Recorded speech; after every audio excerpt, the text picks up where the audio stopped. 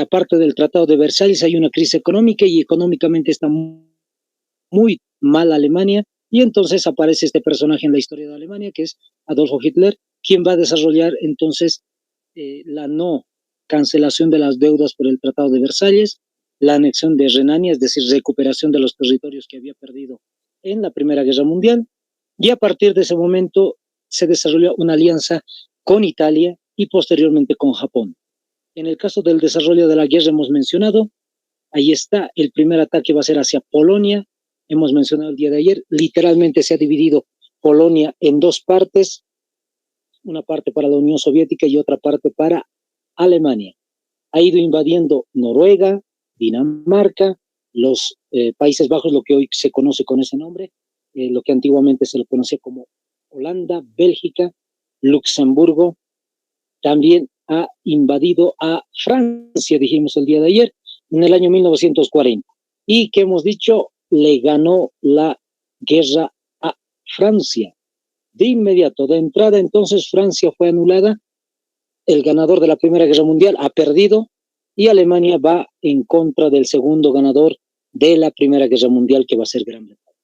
Una vez que sucede esto, interesantemente lo que va a pasar es que tanto Gran Bretaña como Francia están simplemente neutrales, vamos a decir así, a la fuerza, no es que lo hayan decidido voluntariamente. Gran Bretaña está muy dañada en sus ciudades por los ataques aéreos que ha tenido y lamentablemente está destruida sus ciudades. En el caso de Francia ha sido derrotada completamente por los alemanes y entonces ninguna de las dos potencias puede ir en contra de Alemania. Mientras tanto, hemos dicho, Alemania, mientras estaba combatiendo contra los británicos, pues tomaron todo el sector de la región que se llama Yugoslavia y Grecia.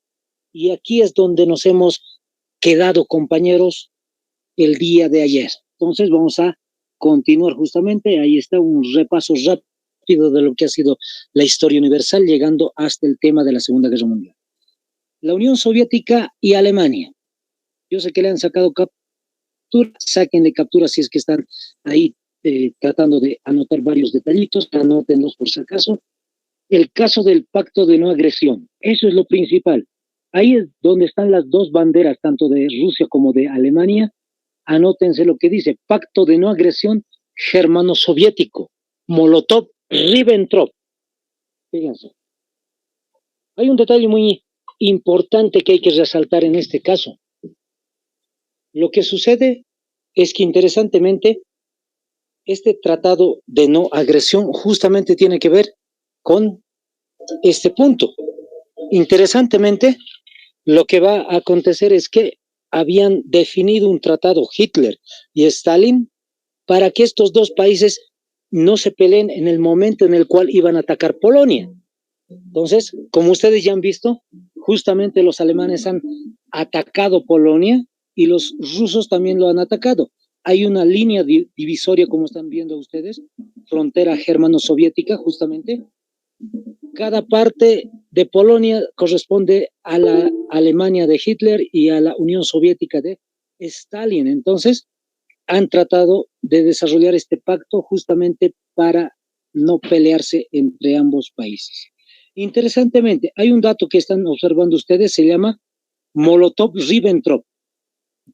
En el caso de Molotov-Ribbentrop, el término, por si acaso lo van a anotar, lo van a subrayar, está en el caso de los apellidos de los dos personajes que son ministros de Relaciones Exteriores, tanto de Alemania como de Rusia, de la Unión Soviética. Fíjense, el que está sentado en la sala ahí donde están viendo ahí justamente es Molotov, es el apellido del personaje de la Unión Soviética. En el caso del personaje Ribbentrop es el que está paradito. Ambos, les vuelvo a recordar, son ministros de Relaciones Exteriores de tanto, como se llama, de Alemania como de la Unión Soviética. Ahí está. ¿Cuánto tiempo tenía que durar este tratado? Fíjense lo que dice el primer punto. Pacto de no agresión por 10 años. Segundo punto, ¿qué dice? Alianza táctica, no ideológica. ¿Qué quiere decir esto? Que en realidad ambos países se odian políticamente. La Unión Soviética tiene una lógica de socialismo, comunismo, y en el caso de la Alemania nazi es una política nacionalista. Entonces, ambos no concuerdan en realidad, pero están haciendo el pacto para no pelearse. Es decir, en otras palabras, Hitler lo que ha hecho es simplemente dejar a los rusos a un costado, hacer este pacto aparentemente de paz, para atacar a Francia y a Gran Bretaña, y una vez derrotados estos dos, comenzar el ataque a la Unión Soviética. Ahí está. 10 años tenía que haber durado, pero interesantemente no va a durar 10 años. Apenas va a durar 1939, 1940 y 1941. 3 años entonces, compañeros, se ha desarrollado lo que se denomina el pacto de no agresión entre rusos y alemanes. Todos ya sabemos quién rompe el tratado, pues lo va a hacer Hitler. Como hemos visto el día de ayer, ha ido tomando países del sur, Rumanía, Bulgaria, que va a ser aliado, Hungría, y estaba apuntando justamente desde Polonia, fíjense la fotografía que está en color amarillo, Poland, dice Polonia, Eslovaquia, Hungría, Rumania, son sectores que ha ocupado Alemania. Entonces, desde Polonia se va a desarrollar la ofensiva, anótense y sáquenle foto importante, se llama la Operación Barroja.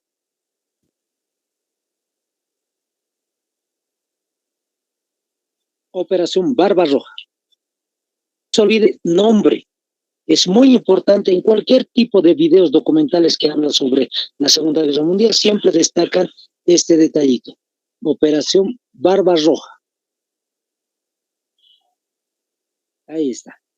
Fíjense el recuadrito en la fotografía de color amarillo. Está en inglés, dice Operation Barbarossa. Entonces no van a tener ninguna dificultad, compañeros. Decir Barbarroja o decir Barbarossa es lo mismo. ¿Ya? Van a tener mucho cuidado en ese caso. Ahora, les voy mostrando el modo cómo es que han avanzado los alemanes en el caso de la Unión Soviética. Fíjense, las flechas lo dicen todo. Ha ido tomando sectores de la Unión Soviética. Estas flechas en color azul, justamente en la fotografía amarilla, muestra cómo ha ido avanzando al norte, al centro y al sur. Entonces, a partir de ahí ha ido tomando esos territorios. No se olviden ver esta fecha, 22 de junio al 5 de diciembre del año 1941. Esta misma fecha es la que les voy a mostrar a continuación. ¿Ya? No son dos temas distintos, son el mismo en realidad. Pero aquí está especificado. ¿Qué es lo que había hecho Alemania? Ha tomado Estonia, Letonia, Lituania, Bielorrusia y Ucrania. Fíjense, son 5 regiones más que le pertenecían a la Unión Soviética.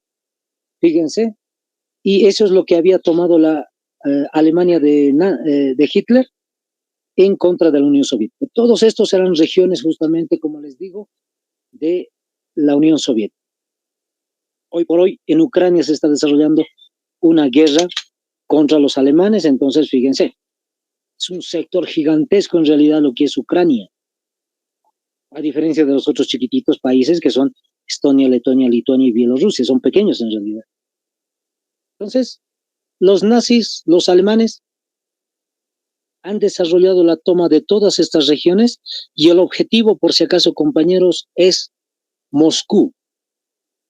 Todos saben, la capital de la Unión Soviética, la ciudad más importante de Rusia, ese es el punto clave. Pero antes de comenzar a describir lo que va a ser el ataque hacia la Unión Soviética, fíjense esta fotografía. Esta fotografía muestra justamente los países en color azul y celeste bajo, que son territorios o ocupados o que simplemente se han rendido a la Alemania nazi. Prácticamente Alemania es todo eso, lo que es Noruega, Dinamarca, Bélgica, Holanda, Francia, Italia, que es aliado de Alemania, Bulgaria también es aliado, ha perdido Yugoslavia, Grecia, Rumanía, los sectores que les dije ahorita. Fíjense, todo eso es Alemania en la Segunda Guerra Mundial. Ahora, en el caso del ataque hacia Moscú, hay una fecha específica, fíjense, está dentro de la Operación Barbarroja, 30 de septiembre del año 1941, incluso excede, hasta el 20 de abril del año 1942, la batalla de Moscú. Así se la conoce, así se la recuerda en el caso del ataque de las tropas alemanas hacia lo que va a ser la Unión Soviética, específicamente Moscú. Lo que están viendo es un dato muy interesante. Septiembre-abril. No se olviden, para septiembre aquí en el hemisferio sur, para nosotros los bolivianos, es decir, los sudamericanos, los latinos, estamos viviendo primavera, septiembre, octubre, noviembre, estamos viviendo verano. ¿Qué quiere decir esto? Que en el hemisferio norte es todo lo contrario. De septiembre hasta abril que ha desarrollado este ataque, lamentablemente, no sé si habrá sido simplemente por mala estrategia militar de Hitler, se lo ha tratado de invadir a Moscú justo en el momento del invierno. ¿Qué significa esto? Anótense este detalle. 200,000 soldados alemanes van a fallecer por la nieve. 200,000 soldados alemanes perecen por la nieve, fíjense. No solamente está diciendo que se han quedado en el terreno y han fallecido con inanición, sino lo que está diciendo es que no ha podido llegar armamento hasta el lugar. En realidad las carreteras están completamente congeladas y si hay caminos, simplemente se mezclan con la nieve y al final de cuentas se atascan las máquinas, no hay medicamentos y tampoco hay alimentos. Entonces es un completo desorden lo que está pasando desde octubre, noviembre, diciembre, enero, lamentablemente en la región norte de la Unión Soviética para llegar a Moscú. Otro detalle interesante, ¿quién vence acá en esta batalla de Moscú? No son los alemanes, pero tampoco son los rusos. En realidad, el que vence va a ser la nieve. Dato impactante, dato importante en este caso, los alemanes van a ser derrotados, pero por la nieve. No van a poder acceder hasta lo que va a ser la región de Moscú. Y fíjense las máquinas cómo han quedado. Van a tener que retroceder nuevamente hacia atrás. Como están observando ustedes ahí en esa imagen. Ahí está Moscú en la parte norte, casi en la parte céntrica si quieren ustedes. Ahí dice Urs y en la parte de arribita dice Kaloma y en la parte de arriba con una estrellita dice Moscú. Entonces, los alemanes nuevamente van hacia atrás, hacia lo que va a ser el sector de Polonia y atacan ahora el sur de la Unión Soviética. Fíjense, el sur está avanzando por el caso de Belgorod y Sium, pero ¿cuál es el objetivo principal? Stalingrado. La flechita nos apunta hacia la ciudad principal que los nazis querían tomar, Stalingrado. ¿Cuál es la estrategia?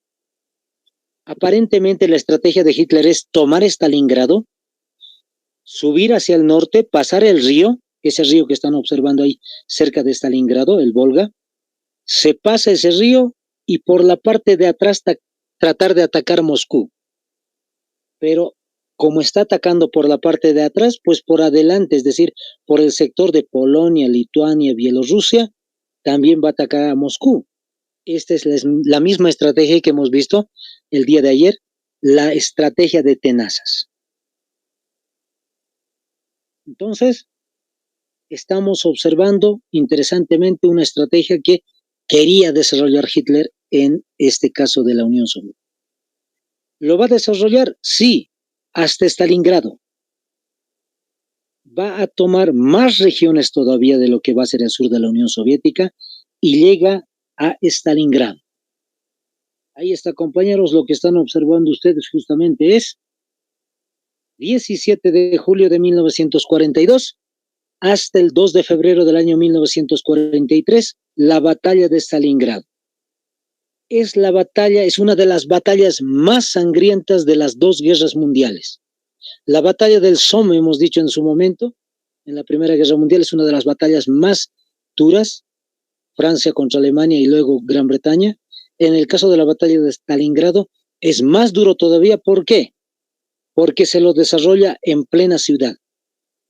Ahí están observando parte de lo que era la infraestructura de la ciudad Stalingrado y justamente es un ataque constante a las ciudades. Incluso, por si acaso les digo, así entre paréntesis, hay una película sobre esto. Algún momento mi hermano trajo una película y decía justamente la batalla o la guerra en Stalingrado. Había existido una batalla y ahí nos hemos enterado interesantemente cómo ha sido la batalla en plena guerra. Muchos civiles, imagínense eso. Entre paréntesis, eso cierro paréntesis. Entonces, se han desarrollado las batallas en Stalingrado y ¿qué es lo que va a suceder primeramente? Hay una primera fecha de la batalla de Stalingrado. Anótenlo, 23 de agosto del año 1942.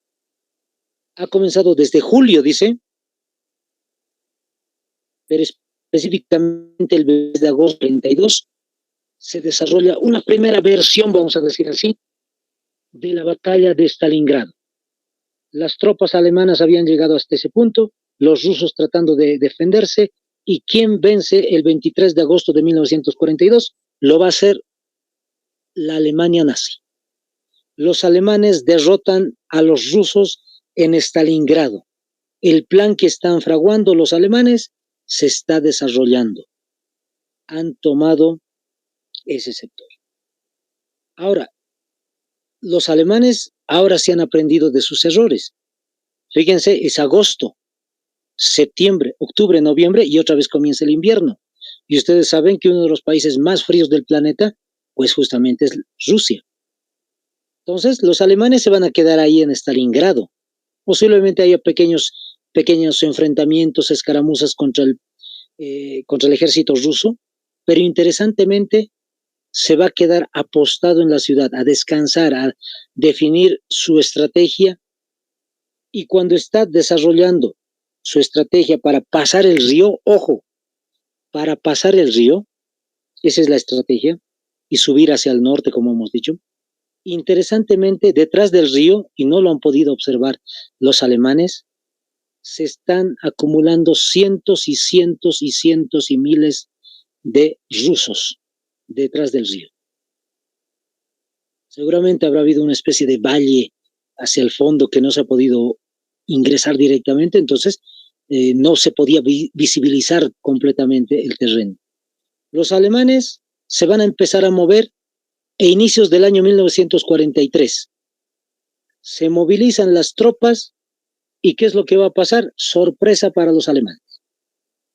2 de febrero del año 43, fíjense, la Unión Soviética vence a Alemania en Stalingrado. Esta es la segunda versión, si quieren ustedes, de la batalla de Stalingrado. Este 2 de febrero del 43, los rusos están esperando detrás del río, como les había dicho, con un armamento nuevo, moderno. En ese momento era muy moderno estos lanzacohetes que están observando ustedes, los carros de combate con lanzacohetes. Justamente estos camiones se los denominaba los órganos de Stalin. Aquí está haciendo referencia a una especie de piano.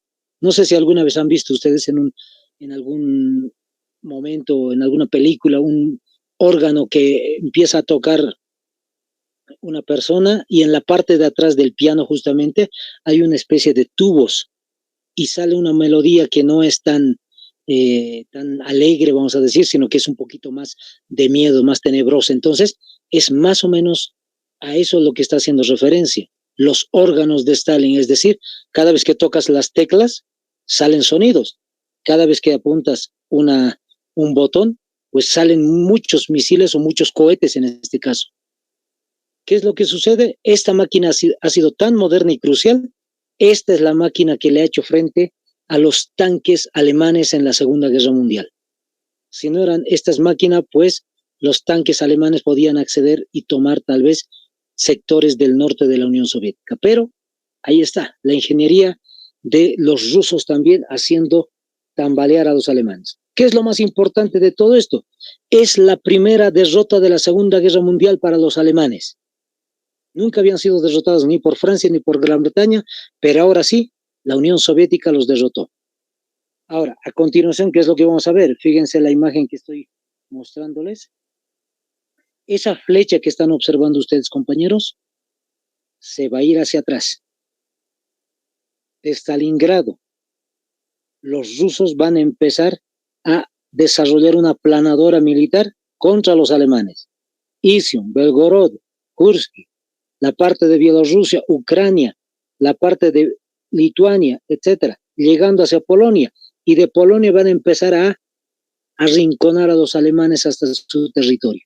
La Unión Soviética está empezando a vencer a los alemanes, pero todavía no vamos a ir a ese punto, les voy adelantando algunos detalles simplemente.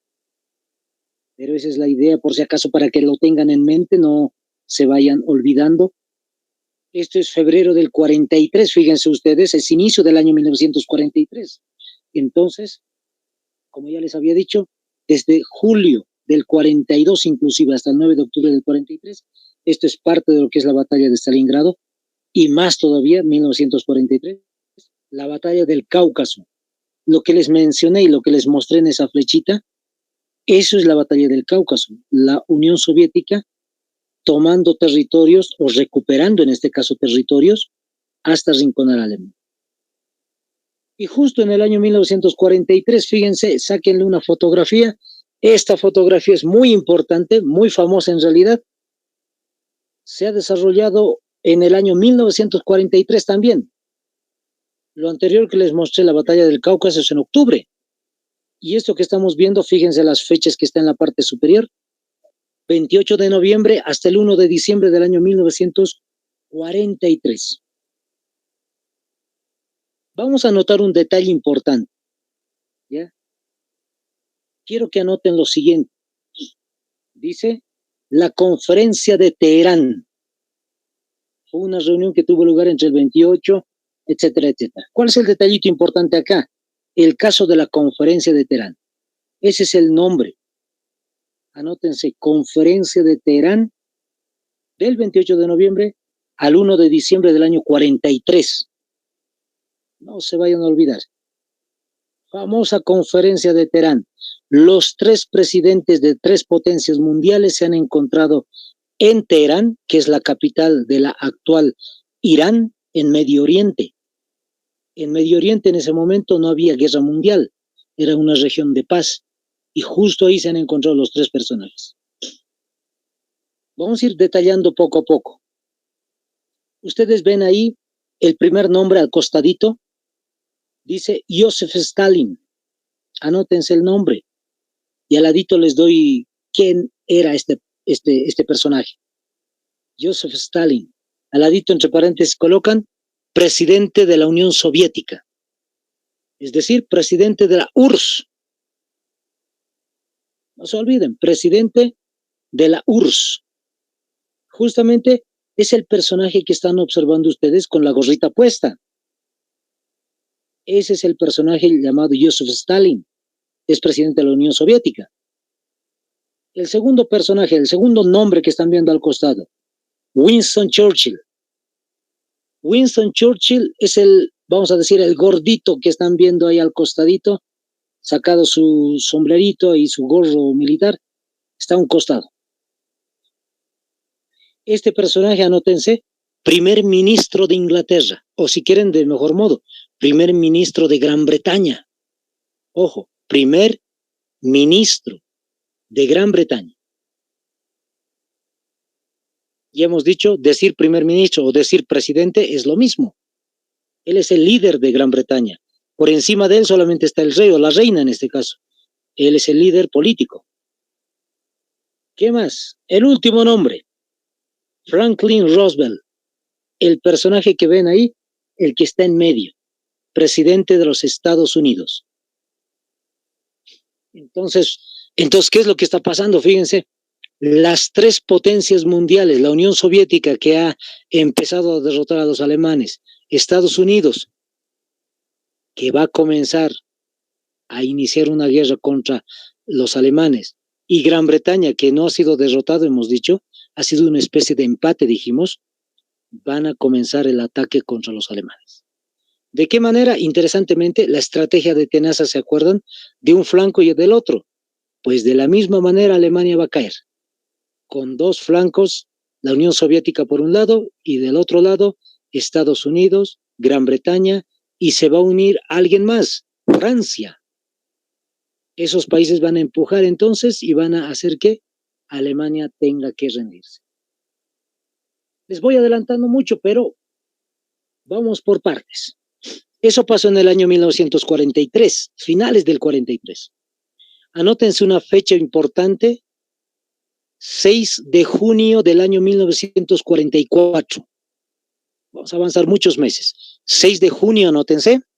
6 de junio, Día del Maestro, de eso se van a acordar. Aquí en Bolivia es Día del Maestro, entonces 6 de junio del año 1944. Y anoten lo que está ahí, el desembarco en Normandía, o llamado también para los norteamericanos el Día D. Así los norteamericanos le llaman, el Día D. El desembarco en Normandía significa que los norteamericanos van a llegar hasta las costas de Europa. ¿En qué lugar específicamente va a llegar? A lo que va a ser el sector de Francia.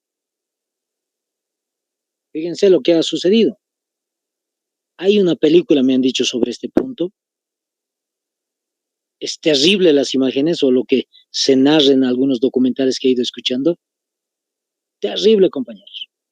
Las tropas que están viendo ustedes no están llegando a Europa a un campo simplemente tranquilo, desembarcan, toman su tiempo para bajar, no.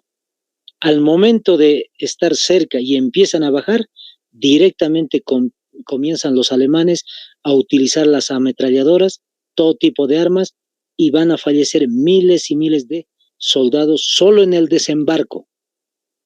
Si no me equivoco, alrededor de 4.000 soldados han fallecido solo en el desembarco en Normandía. Era muy interesante el desembarco porque los alemanes creyeron que iba a ser en una playa específica, pero en nombre clave, los norteamericanos y los europeos lo que han hecho es avanzar en 5 playas, y en una de las playas justamente más vacías, pues han tenido la posibilidad de bajar y han empezado a combatir contra los alemanes en el terreno, en tierra firme, ya no en la arena, ya no en la costa. Fíjense, ¿quiénes los están apoyando? Pues los británicos, hemos dicho, los aviones de Gran Bretaña han sido mejor equipados, mejor desarrollados, vamos a decir, cuando los alemanes estaban bombardeando sus ciudades. Fíjense, justamente el apoyo va a ser el apoyo de la Fuerza Aérea Británica. Así se va a desarrollar el desembarco. Y anótense el dato, ¿cuántos soldados llegan a Europa por parte de Estados Unidos? 150.000 soldados, compañeros, 150.000 soldados. Cuando estamos hablando de 150.000 soldados, son norteamericanos. Hay que especificar algo. El 99% es de Estados Unidos. Pero hay un pequeño porcentaje que son soldados de Canadá. Y otro pequeño porcentaje, pues, son de Brasil. Entonces, son los norteamericanos y algunos brasileños que van a llegar a las costas de Normandía y van a empezar el ataque por un sector, el lado occidental, contra los alemanes.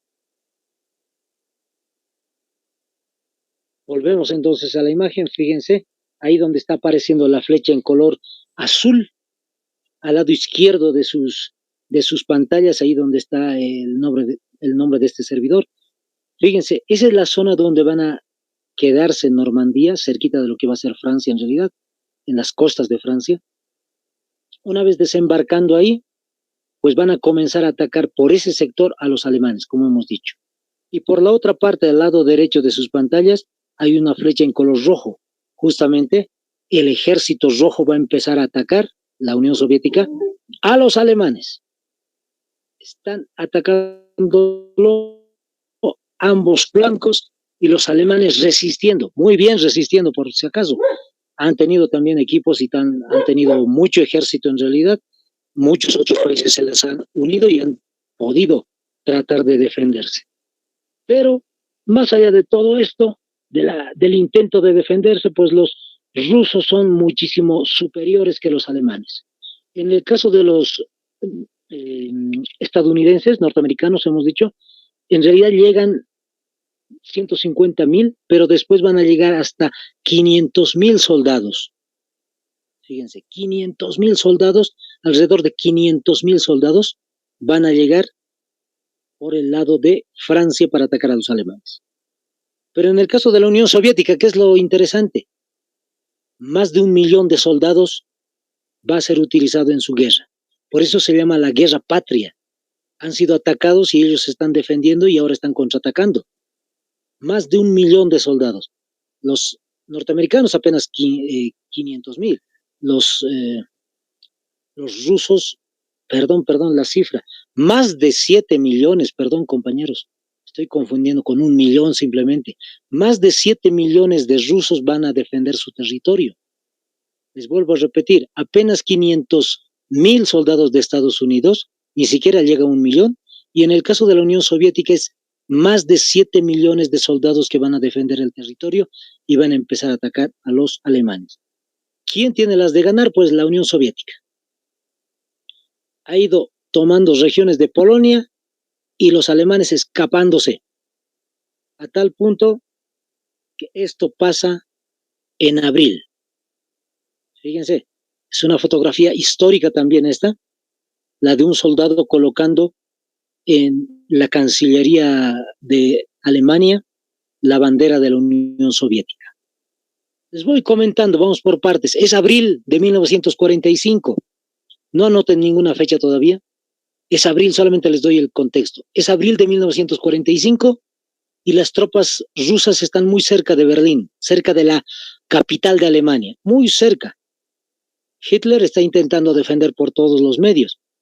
Interesantemente, la última semana de abril, las tropas rusas están a las afueras de la capital.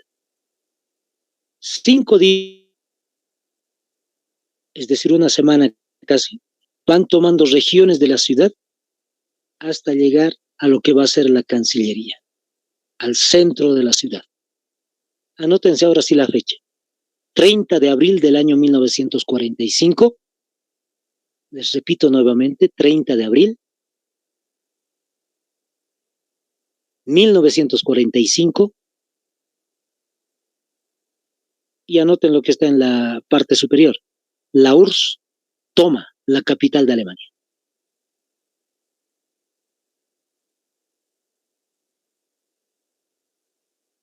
Una vez que sucede esta toma de la capital de Alemania, ese mismo día, y lo van a notar muy bien, compañeros,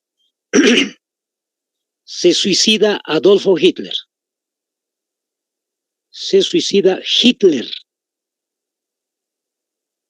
Ese mismo 30 de abril del año 1945. Cuando las tropas rusas entonces están llegando ya al centro de la capital, Hitler decide pegarse un disparo en la cabeza. Y ha tenido órdenes de qué es lo que se iba a hacer con su cuerpo y demás. Fallece junto a su esposa, por si acaso. Su esposa se llamaba Eva Braun. Eva Braun. Van a escuchar cientos de comentarios sobre ella. En realidad se dice que no era su esposa primeramente, en realidad no era su esposa al inicio. Faltando unos días antes de que sea la rendición de Alemania, pues se van a casar.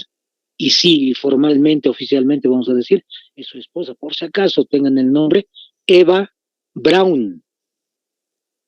Entonces, Eva Braun lamentablemente ingiere veneno, cianuro, lo que los nazis hacían constantemente. Como les decía, tal vez han visto de los nazis. Colocaban una cápsula en su boca, la hacían explotar, tomaban el veneno y fallecían de esa manera. Así falleció la esposa de Hitler. En el caso de Hitler se pegó un disparo en la cabeza.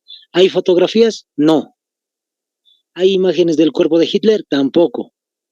Si no, los hubiese colocado ahí yo, compañeros. Lamentablemente, no hay información de lo que sucedió con el cuerpo de Hitler.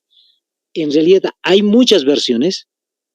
Hay versiones que dicen que, pues, falleció ahí, tal vez fue quemado. Otra versión dice que en realidad se escapó Hitler, dejó de sus dobles, había muchos dobles, se dice. Él se escapó a la Argentina. Uno de los últimos documentales hablan de que Hitler vivió en la Argentina.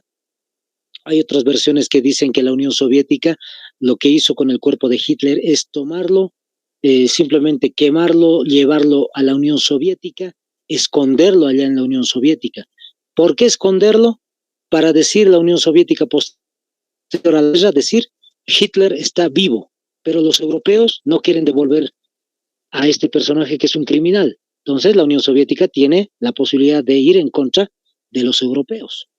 Entonces, toda una película, es todo un trama en realidad con este personaje. Pero lo oficial que tenemos, compañeros, lo que les dije, 30 de abril del 45. Eso tienen que repetir, aunque escuchen muchas versiones más adelante.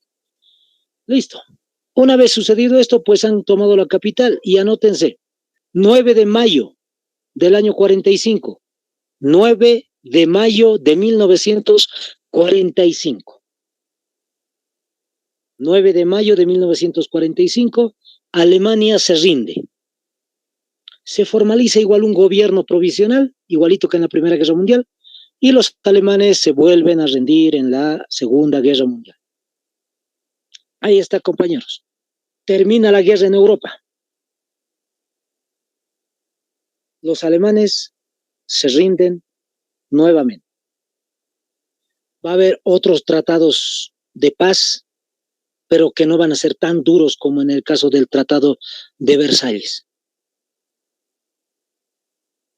Ese 9 de mayo de 1945 también es recordado por los rusos. Al día de hoy, ustedes deben tal vez conocer, como están postulando al área militar policial, muchos del área militar más que todo deben conocerlo. Cada 9 de mayo se da un desfile militar por parte de la Unión Soviética, perdón, por parte de Rusia. La Federación Rusa entonces tiene ese día como Día de la Victoria. Anótense entre paréntesis, para los rusos eso se conoce como el Día de la Victoria. El Día de la Victoria. La Unión Soviética en realidad venció a la Alemania nazi. Por el otro flanco van a seguir combatiendo los norteamericanos, los franceses y los británicos. Pero no hay que escuchar todo lo que dice Hollywood. En realidad Hollywood muestra a Estados Unidos como el vencedor de la Segunda Guerra Mundial. Pero, fíjense, esta fotografía es icónica, les decía, en realidad los soldados de la Alemania, perdón, los soldados de la Unión Soviética llegan hasta la Cancillería de Hitler, hasta la parte superior, y ahí había una esvástica, uno de los símbolos de los nazis. ¿Qué es lo que hacen los rusos? Lo hacen dinamitar, lo explotan. Una vez que explota, pues suben hasta la parte superior y en vez de la esvástica está la bandera roja de la Unión Soviética. Eso simboliza la victoria de la Unión Soviética frente a los alemanes. Así termina la Segunda Guerra Mundial en Europa.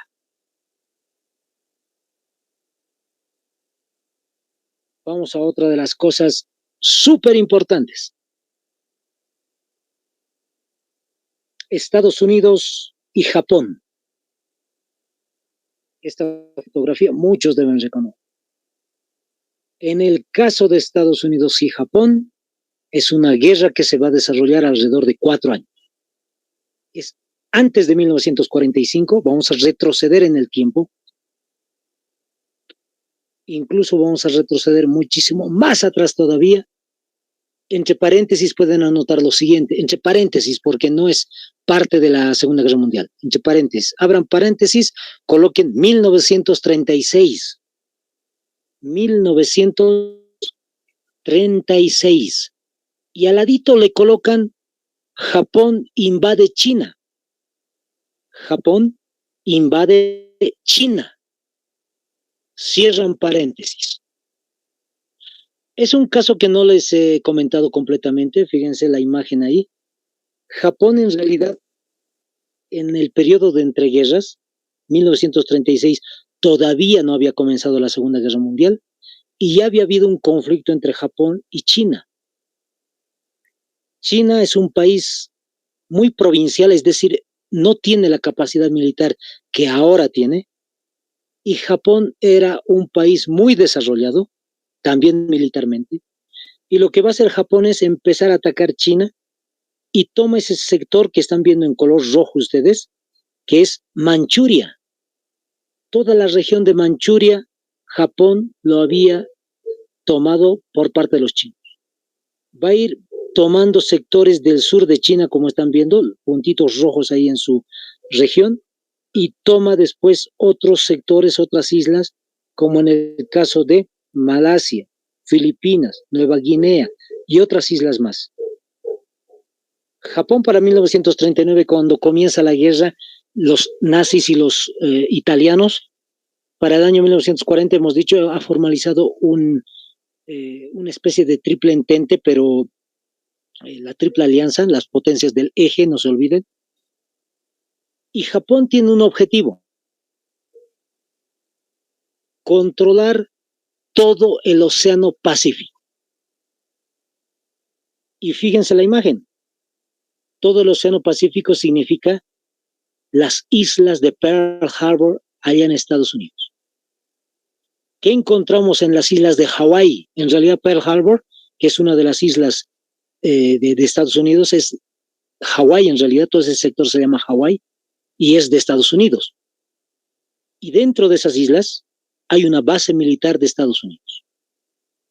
Los japoneses parece que van a tener una especie de tratado de paz con los norteamericanos y de repente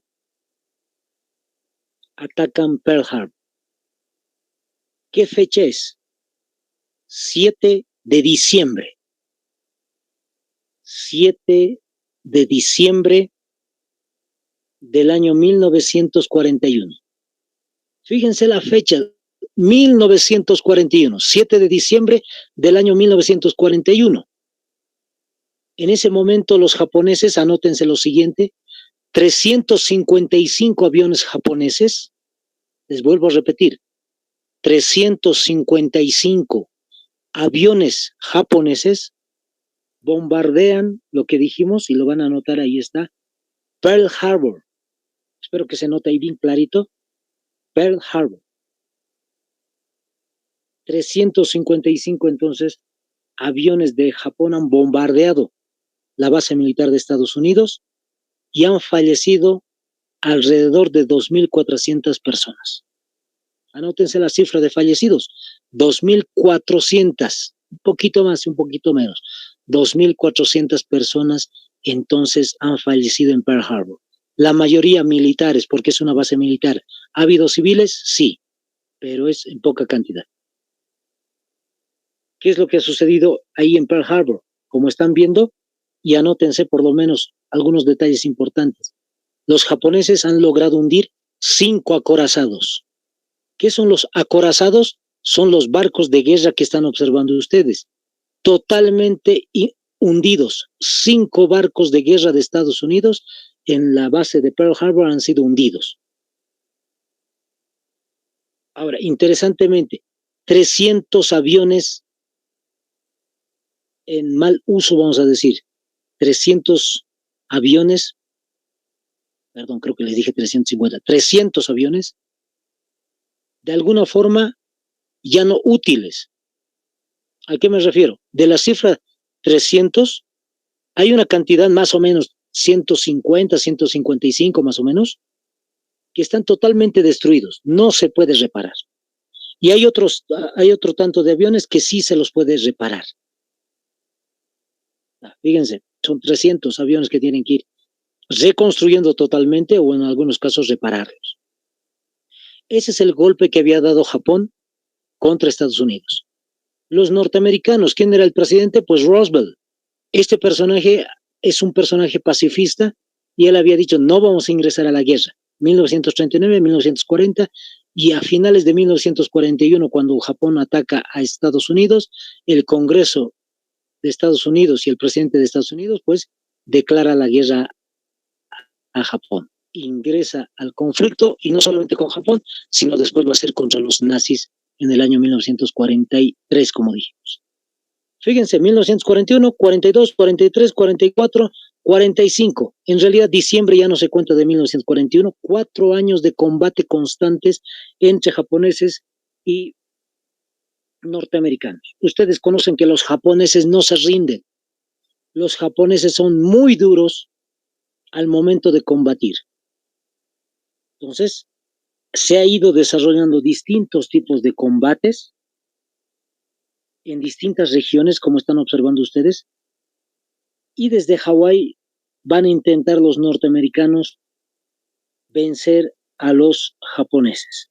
Cada vez que llegan los norteamericanos hasta las costas de las islas de Japón, que se encuentran un ejército japonés aguerrido, Los aviadores japoneses, es un dato muy interesante, están defendiendo con todo su territorio. Y va a haber un momento en el cual, inclusive, cuando se quedan sin munición, ¿qué es lo que pasa por parte de los aviadores japoneses? Los famosos kamikazes. Es decir, como cuando no tienen munición, directamente hacen que el avión se estrelle en los barcos de guerra de Estados Unidos. Muy duro, muy grave. ¿Por qué? Porque tienen una tradición los japoneses de un samurái. Ustedes saben que los samuráis no se rinden. Y si se rinden, pues van a tener que infligirse ellos mismos su propio castigo, asesinarse, suicidarse en este caso. ¿Listo, compañeros?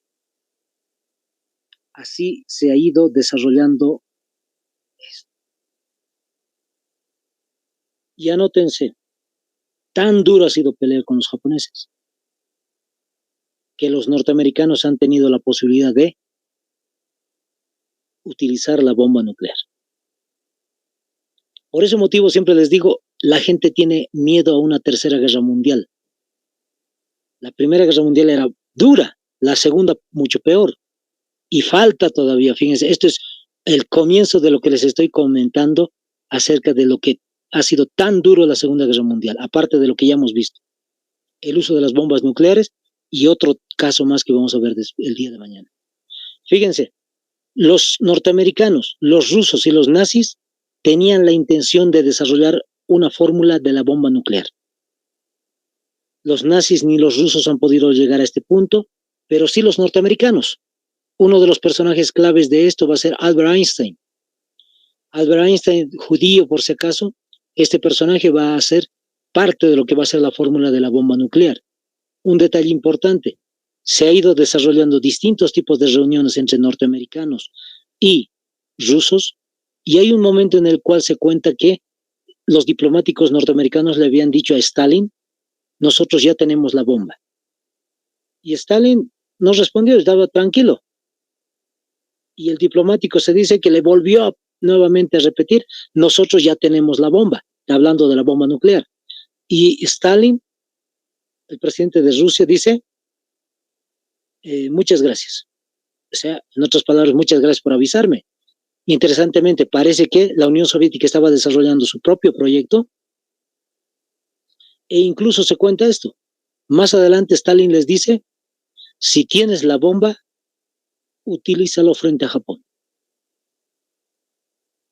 Y con este comentario, compañeros, vamos a quedar el día de hoy en este tema. Mañana les voy comentando y narrando qué es lo que pasó con la bomba nuclear. Espero que les haya servido. Bendiciones, compañeros.